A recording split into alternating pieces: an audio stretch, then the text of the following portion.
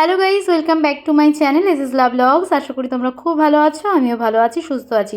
চলো আজকে নতুন ভিডিওতে তোমাদেরকে অনেক অনেক স্বাগত। তো আজকে কোথায় যাচ্ছি, আজকে রাস্তা থেকেই শুরু করেছি। তো এটা দেখে বুঝেই গেছো কোথায় গেছি বা কোথায় যাচ্ছি। তো ফার্স্টে আমি বলে রাখি, বাস স্ট্যান্ডে চলে এসেছিলাম।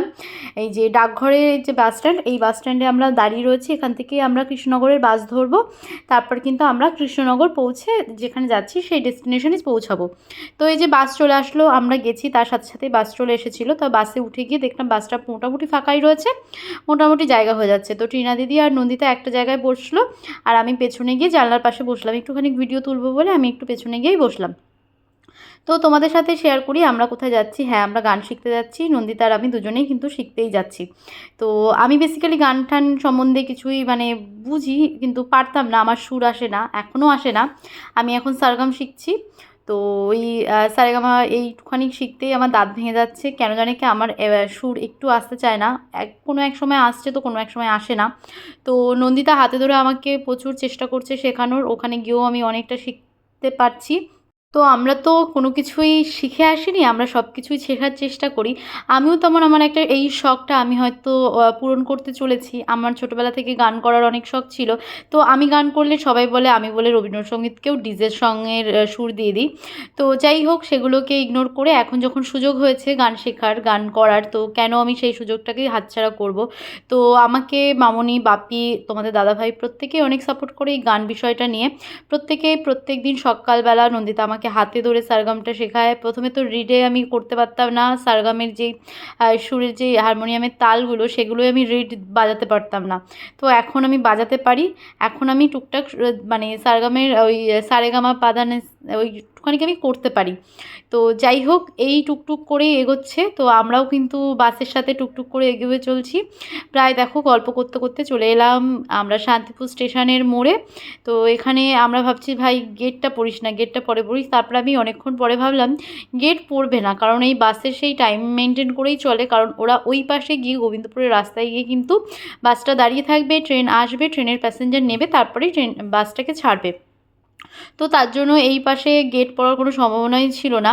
তো চলো, আজকে আমি ফার্স্ট টাইম যাচ্ছিলাম গান শিখতে। তো একটা বুকের মধ্যে একটা ভালো লাগা, তেমন কিন্তু সব কিছুই রয়েছে। তো ওখানে আমি প্র্যাকটিক্যালি প্রচুর কিছু শিখেছি, যেগুলো আমি থিওরিতে নন্দিতার কাছে এসে অনেক চেষ্টা করি করার। তো এই দেখো, আমরা চলে এসেছি গোবিন্দপুর থেকে, এবার মোড় ইউটার্ন নিচ্ছে। এবার কিন্তু সোজা, একেবারে সোজা যেই রাস্তাটা পুরোটাই কৃষ্ণনগরের। এখানে কোনো আঁকা বাঁকা কোনো রাস্তা নেই। মোটামুটি আমাদের বাড়ি থেকে কৃষ্ণনগর পৌঁছাতে ওই 40 মিনিট মতন টাইম লাগে আমাদের বাড়ি থেকে বাসে করে। আর যদি আমরা চেষ্টা করি বাইকে করে যাওয়ার, তাহলে মোটামুটি 30 মিনিটের মধ্যে আমরা পৌঁছে যেতে পারবো। তো 30 মিনিটেরও কমে হয়তো পৌঁছে যেতে পারবো। তো চলো, দেখো কত সুন্দর চারিদিকের পরিবেশটা, আর বৃষ্টি হচ্ছে বলে গাছগুলো সুন্দর হয়েছে। আর এই যে কৃষ্ণনগরের হাট, এই কৃষ্ণনগরের এই রাস্তার পাশ থেকে কিন্তু ওই যে দেখতে পাচ্ছ চালা মতন করা রয়েছে, ওইটাই কিন্তু হাট রয়েছে। আর এই যে পাশ থেকে যে ফুটপাতে দোকানগুলো রয়েছে, এগুলো কিন্তু হাটেরই দোকান। তো তোমরা যারা হাটে শপিং করতে চাইছো, তারা কিন্তু এরকম কৃষ্ণনগর চলে আসবে। তো কৃষ্ণনগরে প্রচুর প্রচুর কিন্তু কম দামে তোমরা জিনিস কিনতে পারবে।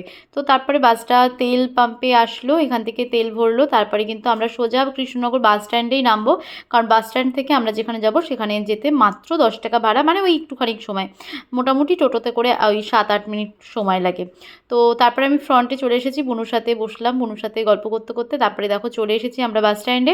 এবার বাস স্ট্যান্ড থেকে আমরা ইউটার্ন নিয়ে কিন্তু একটা গলি পড়ে, সেই গলি দিয়ে চলে যাব আমরা টোটো স্ট্যান্ডে। তো জানো, যেহেতু নন্দিতাও সেকেন্ড ডে এসছে এখানে গান শিখতে, আমি আজকেই প্রথম আসছি। তো নন্দিতা আগের দিন ও আর ওর দাদা এসেছিলো, আর আমি ওকে নিয়ে সেকেন্ড দিন এলাম। কারণ আমার শেখার কোনো ইচ্ছে, ইন্টেনশন কোনোটাই প্রথমে ছিল না। প্রথমে যখন আমি যাই তখন তোমাদের দাদাভাই বললো যে তুমি যখন যাচ্ছ তাহলে তুমিও শিখেই আসো। তো নন্দিতাও বলে যে যখন এসেছিস তখন শেখ, তুইও শেখ।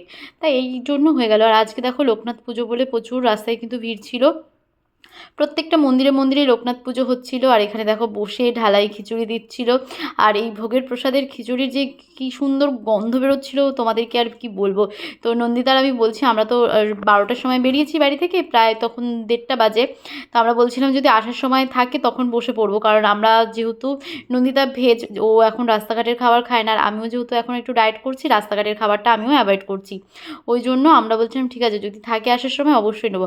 আর এই যে নন্দিতা দেখাচ্ছে, দেখ এটা কৃষ্ণনগরের জেল। তো আমি বলছি আচ্ছা ঠিক আছে দেখ তাহলে। এবার ও বলছে এই পাশেও আগে ছিল কয়েদিগুলো, ওর খুব ইচ্ছে যে জেলে কীভাবে মানুষ থাকে ওগুলো দেখার। আমি বলছি ঠিক আছে তাহলে আমাকে ধাক্কা মেরে ফেলে দে, দেখ তোকে সবাই জেলে পুরে দেবে।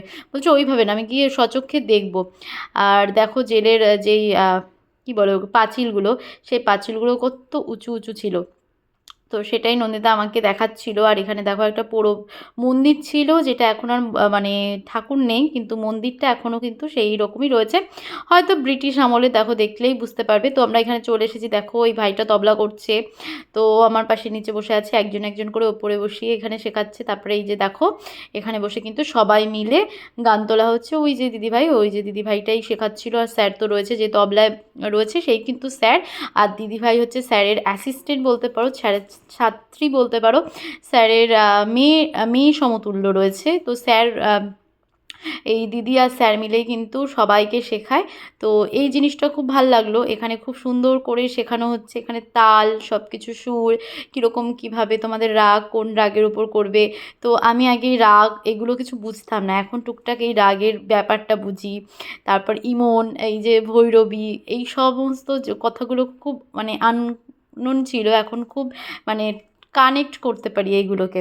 তো আস্তে আস্তে হয়তো তোমরা আশীর্বাদ করো আমার গলাটা যেন সুন্দর হয়ে যায়। তো এটাই যা, স্যার খুব সুন্দর তবলা বাজায়, যার সাথে তাল দিতেও কিন্তু খুব ভাল লাগে, তালিম দিতে। তো আমাদের মোটামুটি আমরা 2টো থেকে 7টা, 7:30 অবধি আমাদের ক্লাস চলছিল। কোরাসে যেহেতু হচ্ছিল, তো অনেকটা টাইম লেগে গেছিলো। তারপরে এখান থেকে আমরা বেরিয়ে যাব, এখন আমাদের বাস ধরতে হবে আবার সেইখানে গিয়ে, কারণ আমাদের লাস্ট বাস কটায় ছিল আমরা ঠিক জানতাম না। তো আমরা তাড়াতাড়ি করছিলাম যাতে লাস্ট বাসটা মিস না করি। তারপর বাস স্ট্যান্ডে এসে দেখলাম যে না, আমাদের বাস মিস হয়নি, আমরা বাসে চলে এসেছি, বাসে জায়গাও পেয়ে গেছি। তো বাস ছিল 8:05-এ ছাড়বে, আর লাস্ট বাস রয়েছে 9টা কততে জানো। তো আমরা একটু দেরি করিনি, আই হোপ আমরা প্রত্যেকদিন বাড়ি যেতে পারবো। লাস্ট বাস থাকবে 9টার মধ্যে। তো এখানে দেখো আস্তে আস্তে ভিড় হয়ে যাচ্ছে। আমরা সত্যি খুব ভাগ্য আমাদের সাথে ছিল, কারণ আমরা দুবারই বাসে উঠেছিলাম, তো জায়গা পেয়ে গেছিলাম। তারপরে ওখান থেকে আমরা চলে এসেছিলাম বিক্রম দাদাদের বাড়ি লোকনাথ পুজো, ওখান থেকে প্রসাদ খেয়ে বাড়ি চলে এসেছি। বাই।